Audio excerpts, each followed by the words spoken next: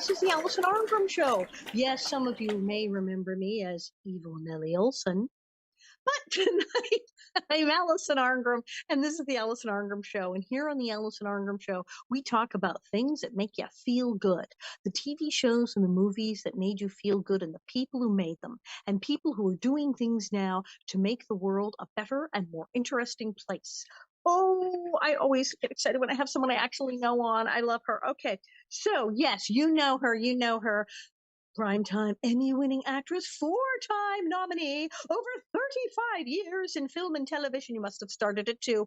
Oh my God, she's currently in the Amazon series Studio City. You know her from Days of Our Lives. Yes, it is the full-figured bitch goddess of daytime television herself, Patrika Darbo. And who has a little vicious dog barking in the background. You know, I lock her up. Dappy dog. It's like crazy. I'll get you Thank and you your for having me. dog too. So wonderful to have you on. How the hell are you? Yeah, I'm good. And you look great, by the way. I haven't seen you in such a, it's like people, like, you're getting younger. And I'm like thinking, what is she using? What's her facial? I seriously, I will go to the drugstore and get like a jumbo jar of like that CeraVe, just the cheap regular moisturizer. As I tell people, the trick is to moisturize. It doesn't, I don't care if you use butter or olive oil. Just slather something on before you go to bed and something when you wake up in the morning. And I'm telling you, and then I never could tan. Remember when everybody was getting a tan back in like the 70s? We were all going to be Malibu Barbie. Oh, Yeah. well, honey, listen, I remember back in the 60s where you were mixing olive oil, or I mean, baby oil and mercurochrome or iodine, and you were putting that on all over your body. So you got a little pink from the iodine, but you were burning up yourself. So, and the big foldy reflector that have the big fan thing with the tin foil, and people hold that under their chin like that. Yeah. And I found out I couldn't get a tan. It didn't work. I do all this stuff and I'd either burn or just get vaguely. That's it. You burn and you peel and you're white. And I said, okay, nothing's going to happen no matter. So I stopped probably in time. And good genes. I didn't, because I ended up having surgery where they cut me. They were doing a Mohs treatment because I had cancer. So I have a scar that you can very barely see. Thank you, Peter Sadat at SBC. He's my dermatologist. He's brilliant. Anyway, I had stitches down here and across here. And of course, I was sure that my career was over and everything was over at this point, when you kind of wake up and got a hole in your face and they're going, we can do this, or we can do that, or we can do that. And you're like, just make it go. My mother had one or two, I think, because she's Scottish, the Scottish blood, so pale, almost translucent. And she did. And she's like, oh, wow, skin cancer. Yikes. So, that's the thing. I'm always having everything checked because we pale people. Pale people will burn up in the sun.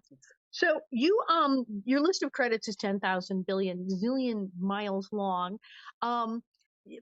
Days of Our Lives is the biggie. How many years total? Because you also did a crazy thing. You started the role in 1998, but then I'm back. I'm just back. I was gone, and then I returned mysteriously. I think we left in like 2007 or 8. And then I came back in 2013 through 14. Then I left, and then I was back in 2016. And then I got hired by Bold and the Beautiful, and I did a whole season of Bold and the Beautiful. And then I came back, and I guess I had to do something on Young and the Restless. They continued my character there. And then this past year, I've done back to Days of Our Lives. So it's wonderful. I think they're the best fans you'll ever find. They are loyal. They're generational too. There's grandmothers, mothers, children watching, and it just keeps going. The cycle does. And so the sad part is there are only 4 left. And that's Days of Our Lives, Bold and Beautiful, Young and the Restless, and General Hospital. We lost all the ones in New York, which is a sad thing. A lot of the fans were very upset. So. But you seem to have taken a turn on each soap opera. That's fairly unusual. I think I'll go over and try this one. Well, again, Allison, it's all about being grateful. I do my job. I work hard, and it's recognized, and I'm asked to be on those shows and be part of it. So, and for me as a full-figured woman to be invited to a soap where most of the ladies have always been very thin, And it's because it started with 3 cameras. And listen, the first time I went on there, my behind looked like the size of a Buick with those big wide cameras like this. So I've always said that I'm a size 2, except I've got a 0 on the end, and the ladies that I work with have a 0 in front. So it's I've been very grateful. Well, that's true. The soap operas are everybody gets pencil thin people on the soap operas. So to say, well, we're going to have someone who's like, oh, actually, oh, I don't know, looks like she might have eaten some point in her lifetime. Yeah, that's a step forward. And some of those ladies eat like truck drivers. Christian Alfonso could eat me under the table, and she's wonderful. I mean, we went to dinner one time, and I was like this, and she said she loves food and stuff, and she's gorgeous, she's kind, and so my experience with her was always wonderful. And but yeah, they're very thin. But again, remember we were doing those old 3-4 cameras that were video which made you have that 5 to 10 pounds more. So the Widen you last out when thing they I say needed was 10 camera, more yeah. pounds added on them. But Right, those cameras, when they say camera, it's 10 pounds. No, on the soap, the 3 camera, try add 20. Yeah, no, it was a whole other world. it Well, was that's the it other was thing. Soaps are so hard because you bang it out. It's almost like doing a play. They don't really do reruns. And I've talked to people who worked on soaps where they said, well, we're doing script changes, and it was like go, go, go, and immediate memorization and pages, stuff like, and at a furious pace. On a regular TV show, like Little House, we were in film, we were in Panavision. So it's like, well, we're going to do this, and tomorrow we're going to do this. And sometimes they'd get crazy and rewrite stuff and fling some pages at us to spice it up. But the people I know in soap operas, the pace that you work at, just furious. How do you manage? I have to say, Allison, it is the hardest work I have ever done. If you're in heavy storyline, you may have 40 pages a day. They shoot an entire movie script a Yeah. day, and everything is memorized. There are no monitors to help us or cue cards. You need to have it here, and it moves very fast. You may have 1 or 2 takes, but again, it's moving very fast because it's a movie script. And doing episodic television or doing a movie, you may start at the end instead of the beginning. You may only shoot 2 pages a day. So it's very hard work because of the memorization. But um, the older I got, the more I realized that it has really helped my brain, because having to work it to memorize all those lines just keeps it very active and very sharp. And I'm very, very, again, grateful for that too. You'd have to be. I mean, of course, it would be fun doing something in sequence. I mean, that was always the thing with Little House. And we would bang it out. We'd do 12 and 15 pages a day, which was unheard of for, Panavision kind of stuff. But we'd bang it up. But yeah, you'd get married to somebody and you'd be shooting the honeymoon scene before you shot the scene where you met them, and it just everything was completely out of order, and you had that kept your mind going because you had to juggle. Go now, what was I doing before this? Oh wait, that was Thursday. Yes, no, that's tomorrow. I remember doing one film where they suddenly that we just did an opening for the scene, and then they were getting ready to shoot the love scene, and I went, isn't that like towards the end? And they weren't like this, but they may not be speaking to each other by the end of the film. So we want to do that up front now to make sure they're still talking and like one another. I thought that was rather amusing. So That's actually kind of smart. We figured the act. Yeah, you still like each other excuse me. right now. You might hate each other in a week. So There, let's. and you're like, not a good thing. So, yeah, it's amazing the time that goes into something. And when you're doing a sitcom, the script you get on Monday is not the final show that you shoot on Friday, and if the second show you shoot on Friday may end up being a lot of changes that you have to learn right away. So all of the genres that we work in, you and I, are really different ways of doing things. But when I go for an audition now or something, I learn the lines a little faster because of the fact I've had to memorize so many. So it really helps there too. Oh, fantastic. Just brutal training, just incredible. And now of course, we did something in common. Indeed, I said full figure bitch goddess. So this character from Days of Our Lives that everyone loves has been described as conniving and manipulative and bitch and just scheming and going on and on. And just, and soap operas, I always wondered how soap operas are going to manage when they came out with DNA tests, because half the plot lines are, is this your father? And whose baby is like, Who's hey, the yeah, well, we baby know that. daddy? Who's the baby daddy? Who's the But they baby could just daddy? do it for months, and now it's like, well, you could get take a test.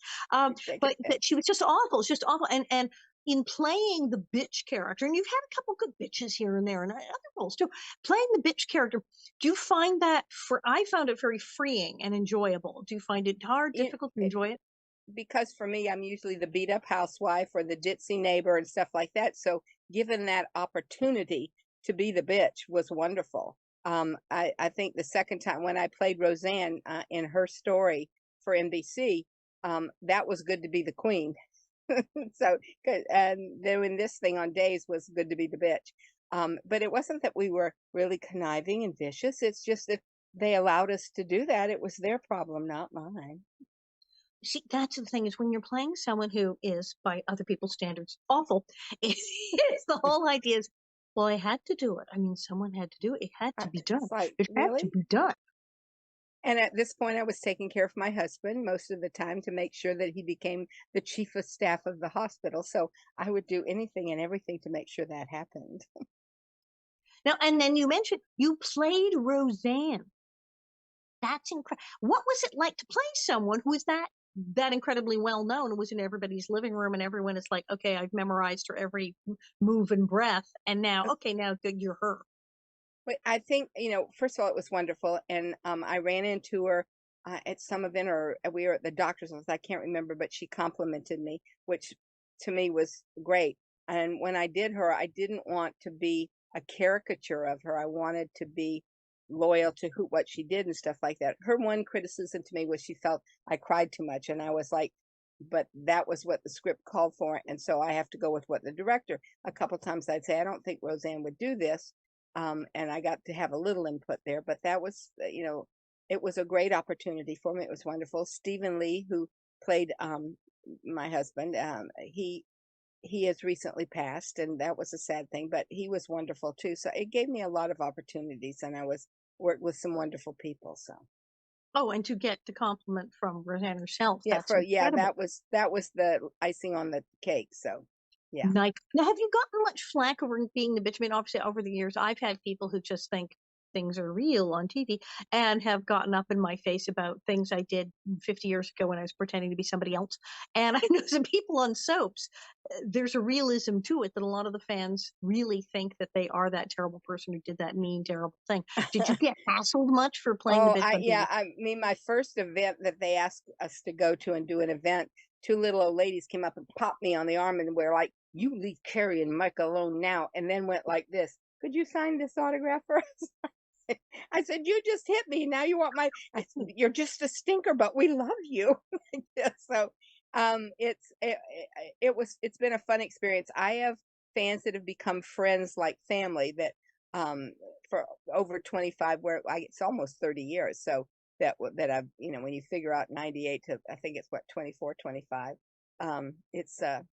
It's amazing. As I said, it's generational. So I met somebody who was pregnant, and now their kid is watching it, and she's getting married. So it's like that kind of thing. It's amazing.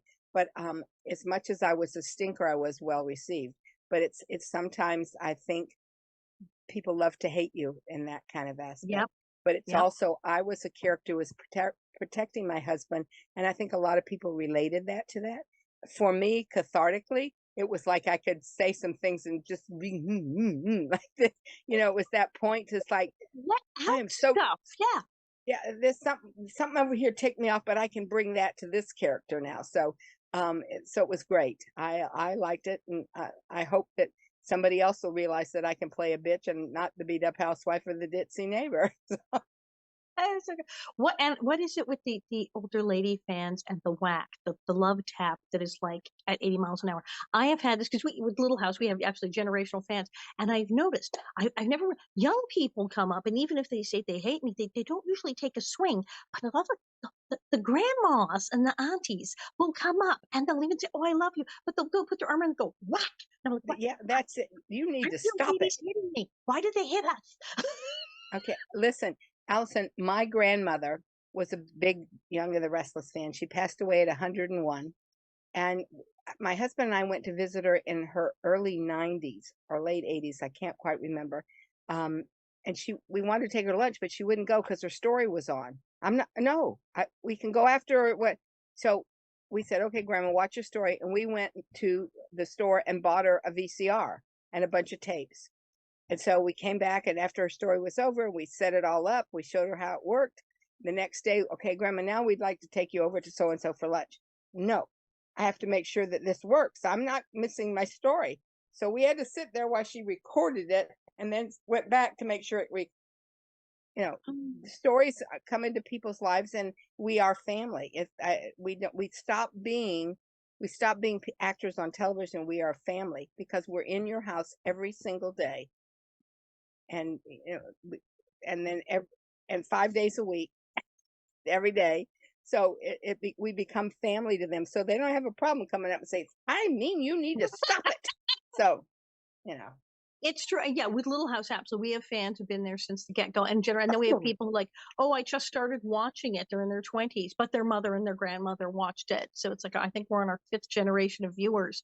But it's an incredible. Now you're in the Amazon series Studio City now. Is that's the current one? That was great. Yes, that Sean Kanan created it with his wife Michelle Kanan, and she was a writer producer. They wrote some great stuff for me. I got an Emmy nomination for the first season and stuff like that. So, and at any point in time, I probably will go back to do that. I got my Emmy for Acting Dead, which the producers are still trying to get that up for a second thing. It's just so hard for new creative storytellers and writers to get into a door to present stuff to people. And I don't know if it's because we're such a litigious society that they are too afraid to open the door to somebody to come in without the proper representation and things like that. But you can't get the proper representation unless you got something going. So, I mean, it's hard for the young people. I think when they started letting, I think daytime started first in the NATAS, National Academy of Television Arts and Sciences in New York, started letting a lot of these soaps like Studio City in.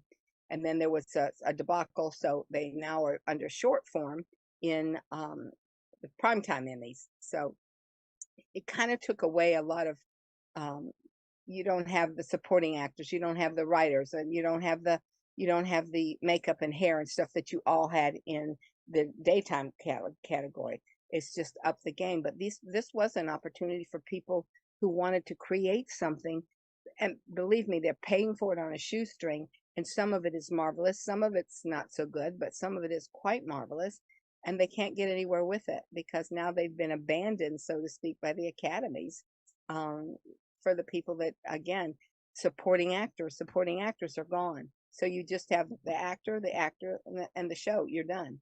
Well, because it takes everything has changed so much. Because you did, your that was the thing is that your Emmys you were the first to win for short form. You're the first person to win the Best Actress yes, Emmy yes. for short form TV, and that's the thing. And I've done a couple web series, but now web series are series and things that started out as totally web. And yeah, hey, I'm old enough to remember when cable TV only got the ACE award.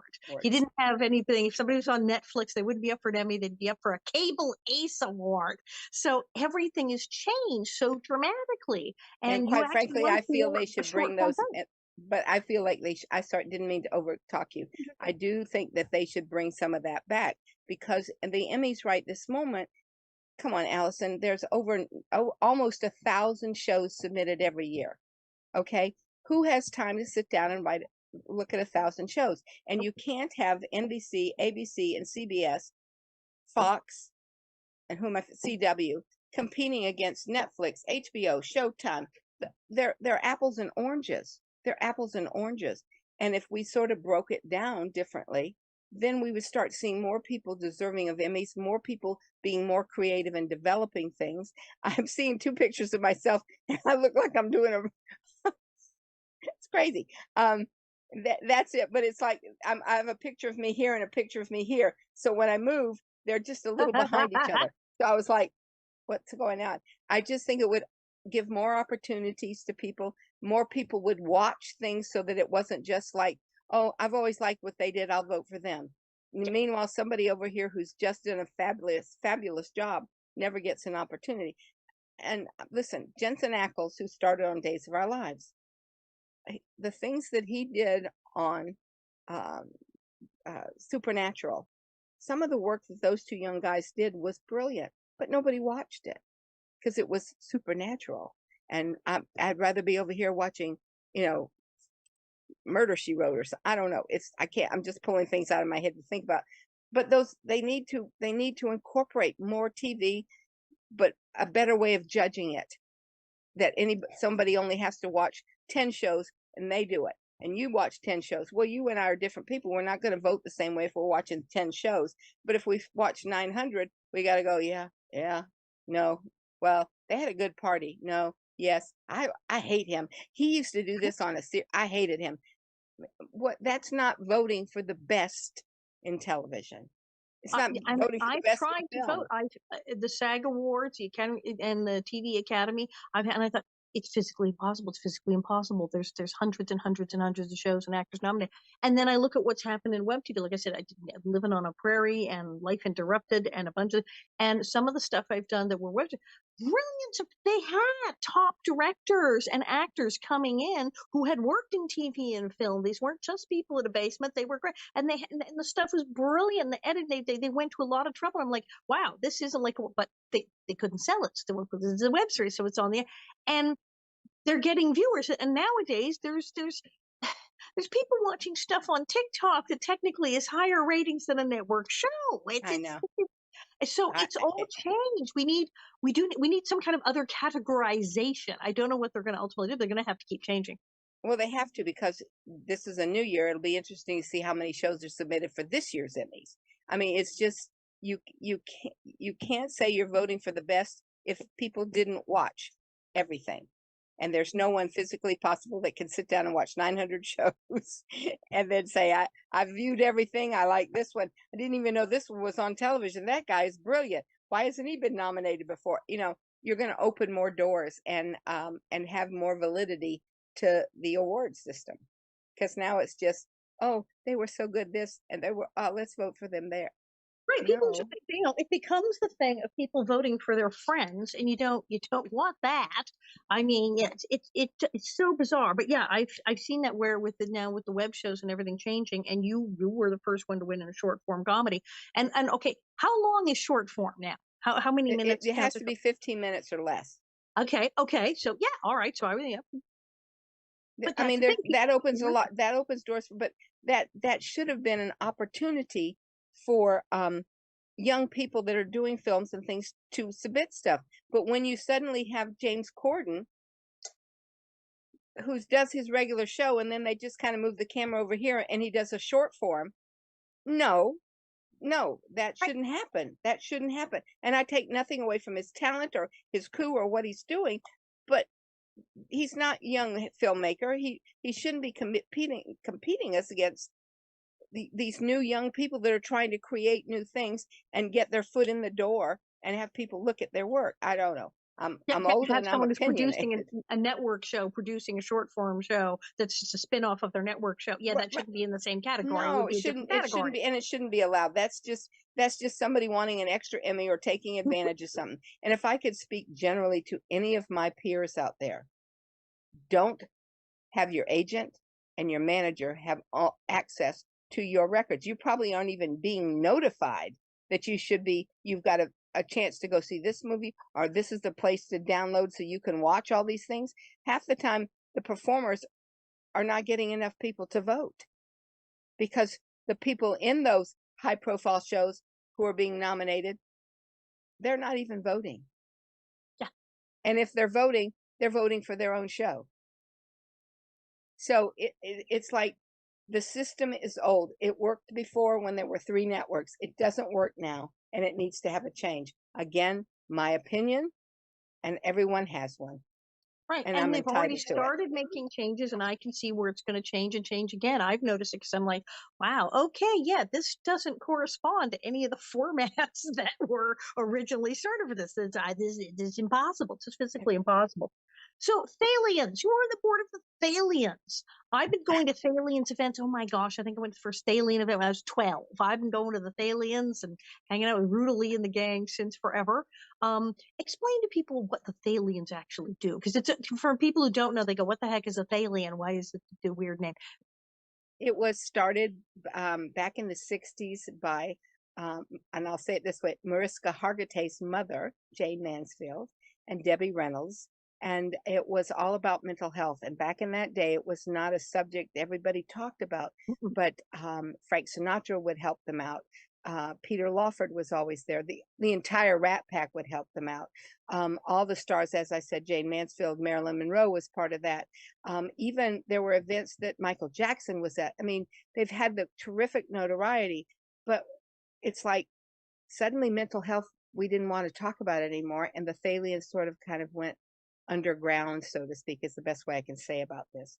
But what we do is deal with mental health. Right now, I think this year we gave $300,000 that we raised ourselves without a lot of people knowing who we are, to give to Operation Mend at UCLA. And Operation Mend takes care of our returning vets who have some mental issues, who are PTSD. We also, I don't want to start crying, but we also have young people coming back who were burned severely. So here's a picture of what they looked like before, and this is a picture of what they look like now, and they don't even recognize themselves. And through Operation Mend at UCLA, we're helping them know that they're still the same person, that the shell that they're in, we gratefully appreciate everything you went through, and we want to help you get back into society and know who you are and that you're valuable, and this doesn't dictate who you are. And that's a big part of mental health. And I think it's becoming, we're now in a place where we're talking more about it. And so we're trying at this point to gain more notoriety, get more younger people involved in it, because, Ruta is up in years. I'm up in years, and we don't have anybody under 40 in our group right now. And we would hate to lose what the Thalians have stood for, how they help our mental health program. So, and we have so many of them, the Wounded Warriors, Gary Sinise's, I mean, we help all our vets coming back. And, but we are primarily with mental health, and that's what we do. And we throw a bunch of galas together. I'm hoping to put together a soap event, and not just with days, but with all of the soaps. If my fellow performers on daytime will help me out and give a Saturday to the fans to come in, and we'll have dinner, dancing, and food. So that's one of the things. And then, you've been to the big gala we have every year. So we're looking forward to doing more. So. Well, isn't there a Thalians like wing at Cedars? I think at Cedars, we were there at one point. We were there one time, and then I think there was a managerial change because that was before me, so I can't speak to it. But now we're over at UCLA. But yes, we do give a lot of monies there because it's so important. We need to take care of our vets. We need to take care of people who have mental health issues, if at all possible. Look at the shootings we just had.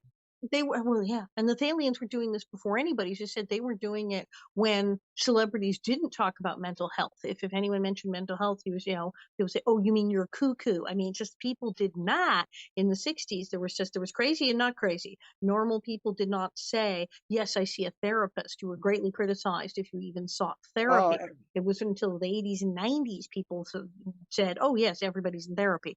And now everyone is so open and talking about mental health issues. And people just worked at the time that the Thalians started. So to have a major charity with huge, huge stars raising money specifically for mental health issues, it was actually a very revolutionary thing at the time. Yes, and we're hoping to gain some more notoriety by doing that and stuff. But we're trying to get our, you have to set up all your social media stuff that the Thalians haven't gotten to, but they're working on that now. And then auction things off. There are people in Europe that would love to have a picture of Debbie with Michael Jackson, or Debbie with, that kind of thing. So we're hoping to do some auctioning there and get money. We have a little bookstore, excuse me, a little store. The Hollywood Museum gave us a little area just off of Mel's Diner, which has a lot of collectibles in there. Everything in. You have a pop-up store. It's in like the hall between Mel's Diner and everybody can go down there in Highland, the Hollywood Museum, there was Max Factor, right in the little tunnel between them. You have a pop-up store for Thalians. It's great, and everything in the store was donated to us. So everything we make is all profit that goes to our Operation Mend Fund. So that's been great. So if you're in Hollywood, please come by, have lunch at Mel's, and come right on into the store and look around, browse, say hello. I may be there. I don't know. I try to help out when I can. Uh, it's Frank Sheftel is the president. It was his brainstorm to do this. And then we also have some memorabilia from the Hollywood Museum itself. You can get your shirts and your hats and there all kinds of stuff that are there. So we're trying to step into the 2000s, this century at this point. And so any help is always wanted. We can use volunteers in the store, so please come by if you have a couple hours and become a member, help us out.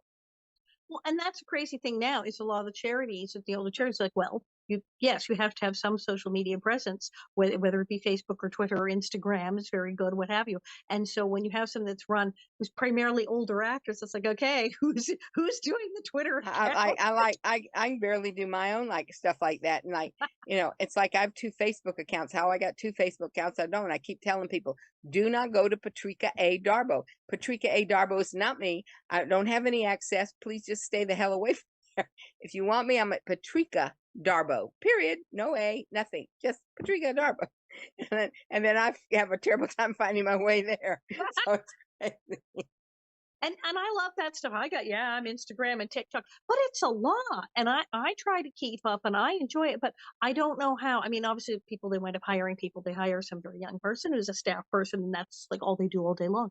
But it's a lot. And it's a thing now for actors that one of the changes in the industry, for instance, like, well, there's an audition. Oh, but you're doing it at home. You're either going to a place where don't you get me pay started somebody on to that tape one. you. Well, I just went to an online SAG meeting a couple weeks ago where they talked about that they got to start putting some limits and boundaries and saying, okay, actors, I understand that we need to do this, but you can't make us do everything. You have to meet us halfway, and there have to be some have a Zoom call audition because there's no feedback. You either shoot the thing yourself or you pay somebody to shoot it, but then it's gone and it goes in the ether, and you hope that your agent knows the casting director well enough to at least speak to them. But otherwise, you got no feedback. It's not like there's somebody in the room who can go, yeah, we like that.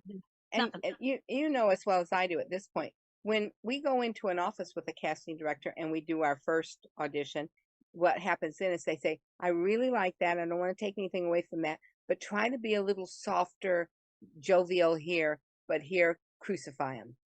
So you get the feedback from the casting director so that your next take is what she knows the producers are looking for, which gives you help. Now it's nothing. It's me doing it. And then the person going, well, that looked really good to me. Do you think you need to do it again?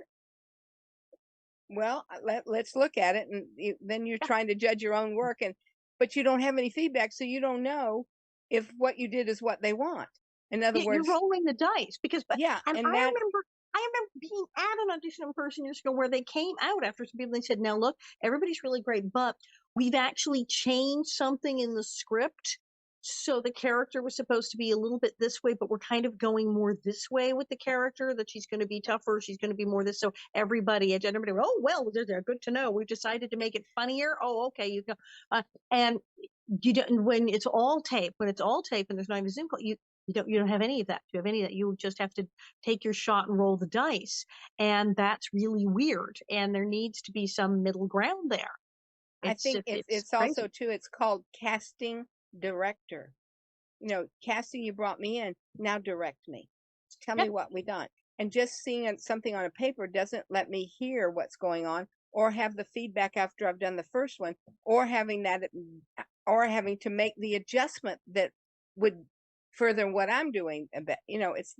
It's just a tougher time right this moment. And I don't like having to pay. Casting directors who don't like it either. They're going, I actually would like to have them and talk to them. Studio won't give me an office because it's cheaper to do it all by everyone taping it and sending it in. And they're going, I would love to have people and see them. They won't give me office space. I'm trying to get out of this loop of just having to watch tapes. It's the same thing with commercials now too. I mean, your commercials, you do a Zoom audition or a taped audition, your callback is on Zoom, and okay, you want me to dance around? Well, I don't really have a lot of room here to do this. I mean, it's crazy. I don't know. I mean, I try not to think of the fact that this is the way we did it and this is the way we should keep doing it, but there's a part of that I feel is really needed. And again, because we're doing all the work. We have to hire somebody. First, we learn the lines. Then we have to hire somebody to shoot it and make sure that they know how to send it. Uh, no, I'm the actor. Let me act and do stuff and give me my feedback, and we're done. It's just, I don't know. Yeah, and Anyway, that's the thing. I know there was a meeting at SAG about it because I mean I'm all for adjusting to, well, this is cool. We're gonna have this new tech thing, but there has to be a middle ground. It's like getting the bugs out. It's like, okay, we have this great idea, we're gonna do it by tape. And now that we've been doing that, we're going, oh wait, that's a problem. So now it's like, okay, now you need to get the bugs out of the system because this part of it works really, really well, and this part does not work. This part does not work, and that has to be adjusted. So yeah, well, they're and gonna I have to know a come up lot with a of middle people who ground. love it. I know a lot of people who do love it because they have, they can do the whole afternoon, do as many takes as they want to, then pick out what they want and send. But again, you still don't know what you're picking out is what they really want. What And if they then wanted you that's to? right. And that's the one that the directors and the casting directors are now realizing that they painted themselves into a corner. Because it's great. We don't have to go into the office. They'll send us tapes. But what if the person taking the audition took 30 takes? You don't know. So Mm, then you go fabulous and you hire them and they get to the set and you find out that they need like 15, 20 takes to get you that thing you just saw yeah, because yeah, you to don't get know because you weren't in a room with them. room with them, and they didn't give you any. They don't know what adjustments you're going to want made because nobody was telling you. They just went, "We like her look. Look, this is really a good stuff. We'll work with her." Well, Yeah. she So gets in and she goes, "What? You don't like what I did? What was wrong I with it? thought Oh that was God, the oh tape God." Yeah. effect. Yeah. So the actor and the director are basically having to play like telephone operator Dixie Cup on a string. It's they're not getting to communicate with the normal audition process. It's So it's terrible. very weird. And they're going to have to make some adjustments because what was that? There was one director said, I don't know. I really want to go back to the live auditions because I don't know if I want to spend 6 months on location with this person. Percent. How Yeah. will I know from a tape? It is. I mean, you knew when in the olden days was you went in, you met a writer and a director and the producer and the casting director said, "This is Patrika Darbo. She's reading for so and so," and then you did your thing, and then you go any adjustments you want, and the director may go, "Yes, I'd like you to do it again, and I would like a little bit more of this here." You don't get that anymore, and they're not getting to meet you, so it's can she make that adjustment? They don't know that because nobody's seen if they can do it. It's crazy. So yeah, it's not just a disadvantage for the actors. So they're going to have to figure that one out. We're going to have some adjustments. So what is this about the Elks launch? You were also a member of the Elks. I went Elks launch. Now I There, remember when Elks I launch was only guys, but then I had a friend and she said, no, no, my dad was in it, so they let me in. So there's moose and elks now. You can be a woman and be an elk. yes, and I am. Listen, I'm in the VFW too. So I mean, I'm in the auxiliary there. Listen, I'm a military. My dad was service. He signed me up for the VFW, and as an elk, there is the one in North Hollywood is primarily actors and stuff. And if you're not an elk, you should come by and join. Come by. You can come by and have cocktails for $3, and they have dinner for $6, and includes dessert and Right down everything. It's the a street. I went to a mixer once. There's one down the street from me. The $3 fuzz. You can get a fuzzy navel for $3. I was like, Yay. Do you know the Elks launch. do you know Meredith? She's the grand poobah of our lodge. Yeah. And why I'm blanking on her name right this moment is like I'm having a brain fart. Anyway, sorry about that, public. I have brain farts. Yes, sorry, I do. Um, and they'll come to me in just a second why I can't think of her name. It's just stupid, but she's our head person at the Elks, and the Elks are a service organization for the military. We help them out, and the lodge there's a Girl Scout troop that meets there once a week. There's lots of dining area. There's a bar. I mean, it's just a nice place. If you're lonely, be a moose or be an elk. Come join people. Don't sit at home whining. Come to there and have a glass of wine. So come on. It's I think we've lost some of that join in and meet your neighbors and have another kind of friend. I mean, if we're only just with actors all the time, it's not thing. There you're mixing with old vets at the Elks and more actors, and it's just lovely. And we had a viewing of different shows that were up for an Emmy there. They have a lovely big room upstairs where they could put a screen up, and so we viewed a lot of the shows that were nominated. This was before COVID, just before COVID, we did that one. So it's been like 3 years since they've done that. But It's just wonderful. And What a fun place to do that. Where are you seeing your Emmy nominee screenings? I'm going to the Elks Lodge. it is, and you have dinner before then, and there's cocktails, and inexpensive, and again, most of their proceeds, everything they do goes to for our vets, and so And I don't think I, everyone knows that it is. They're doing public service. They're raising money for veterans. So going for entertainment at your Elks Lodge is better than you think. and I'm looking for Meredith's name as we speak, going, what the hell did I can't remember her name, which is I know it as well as my own. So why you do that? I don't get it. Sometimes I know. those little brain farts that come up. I So can have my husband and I've had entire conversations where we ask, oh, you remember what's his name? Yes, he went out with that girl who did the thing at the place. yes, But and then you go, oh, her, I remember her, you but you please can't put her remember. name. I mean, I've gone to I think it's terrible that I can't. I'm now trying to find something without my glasses on. Yeah, That'll right. tell you. That's I'm not like going to going, work. why is everything So so blurry here? Well, the you other don't have your. thing I saw in your bio, I couldn't believe you play golf. You seriously play Yes, golf? I love golf. I play with the Lady Duffers of Burbank. Lady We have a Duffers. great time. The Lady Duffers of Burbank. Yes, we play up at DeBell Golf Course in Burbank. It's great. They have a lovely little restaurant. If you don't want to play golf, come up and have lunch and a cocktail. It's great. Or join if you want to learn how to play golf. Come on, we take everybody, and it's a lot of fun. And you play with the teams, and you get scores and things. But basically, when you're up there, you're in nature. You're having a good time, and it's really just you and that ball that counts, and where you're putting it. So it's not judgmental. It's fun. It's a lot of fun. It And sounds like I've gotten to play in a couple of different tournaments. I've been blessed to play in the George Lopez Foundation, which raises money for kidneys foundation and kids, the kids camp, so the kids with kidney things can go and have a fun camp time. So it's been wonderful. So I love it. it sounds like all the things you do are about, well, community. That It's been so hard with the pandemic, but people are starting to do it again. But going to the Elks Lodge, playing golf, that it's a way for people in a community to meet together to form a community of friends, and often to provide service for others. But everything with aliens, it's all about community and connecting. I think it's an important thing, and I think that also helps your mental health. When you're out, you're meeting people, and people of different things, and you're open to stuff. And look, when you did Little House on the Prairie, it was about towns that came together in different things. And I just think that's an important thing, is that we need to, um, if our community is strong, then we're strong, because we have backup and people that listen and help us. And so I just think it's good. And whatever celebrity I've been afforded in my life, I'm going to use it just to show how grateful I am that I got here. So it's important.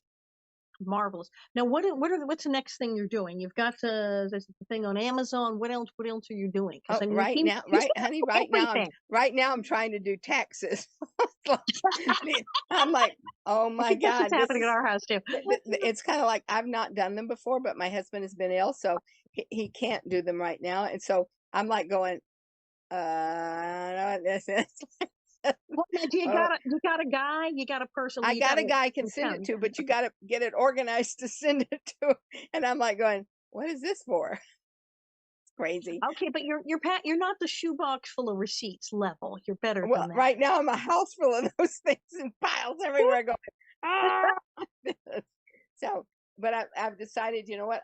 I'm going to take it one day at a time. I'm going to organize this pile, and then I will organize this pile, and then I'll create this pile, and then I'll put this here, and then that goes in 2022. This goes in 2023, and all this stuff is past. Why it's still sitting here, I don't know.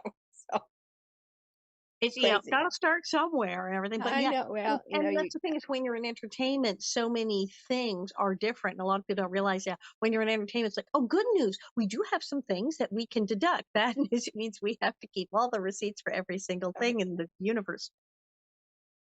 It's crazy. I mean, I'm a corporation too, because I've done Yeah, so that's much the way that to do it. it's Yep. but now I'm trying to figure out how do I separate that from me and raw, and Yes. so that gets a little confusing for me. So, but again, I'm intelligent, I'm smart, which are the same thing, but that's like, I figure I can figure it out. It just may take me a little bit longer. And again, I'm of the generation that grew up with a phone on the wall that you rotary dial to get where you're going. There were 3 stations, and you got up, you changed the channel by hand, and then you sat down.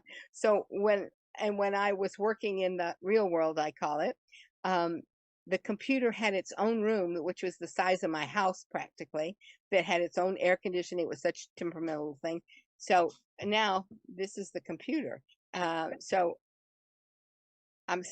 it's my phone. What do you mean it's a computer? Oh, I see all that extra stuff that you does right now. I haven't learned how to delete an address of it yet. Every time I try to delete something, it shows back up, and I'm going, well, I pushed delete. What is the problem? So I don't It's know. the things we've had to learn. I mean, like I said, I grew up when, computer classes at school were punching holes in a card and you sent them away and they came back with the thing. So, I mean, I have been amazed by the inventions and changes just in my lifetime. And I'm all for it. I'm like, ooh, I got the new Kindle Scribe and I got one of these. And this is all on a phone. I'm like talking to you on a phone. I'm just like, yeah, yeah. I'm all about it. I'm on Amazon ordering the next trinket thingamajigger you can plug in. But I The am problem is also I just want to order, Allison, I want to order the guy that comes with it that shows me how to do that, because it comes and I I'm like, also do find what the myself hell is going, this? am I cave woman? What is machine? But then I do it, and then somehow I do it, and then the next day I'm like, oh yeah, I know how to do that. Don't you all know how to do that? Yeah. I think for us, as for me as an older person, it's intimidating. Not much intimidates me. And listen, there are times when I've said, screw with me one more time, phone, and I'm throwing you across the room. I've had enough of you. That's when I get rid of that thing. But it's the one thing that intimidates, because you're too afraid, as a senior, that if you push the wrong button, then you've lost everything. So that's a little disconcerting, but I'm getting better. But it used to be I was on a selector typewriter, which people don't even know what that is, going, the lazy brown dog jumped over the quick brown fox. That's, I had an Olivetti manual. But yeah, but the great thing is it is hard to actually screw something up. I think why I have the great advantage is 100 years ago, I worked for a guy who was teaching computer classes and he had these training manuals and he called them idiot proof. And he said, but I want you to be my idiot. I said, excuse me. He said, I'm going to give them to you. He says, do you know what this program is? Nope. Do you know what this is? Nope. Good. Go through them and go through the steps on this computer. And if you hit anything that doesn't work, just circle it.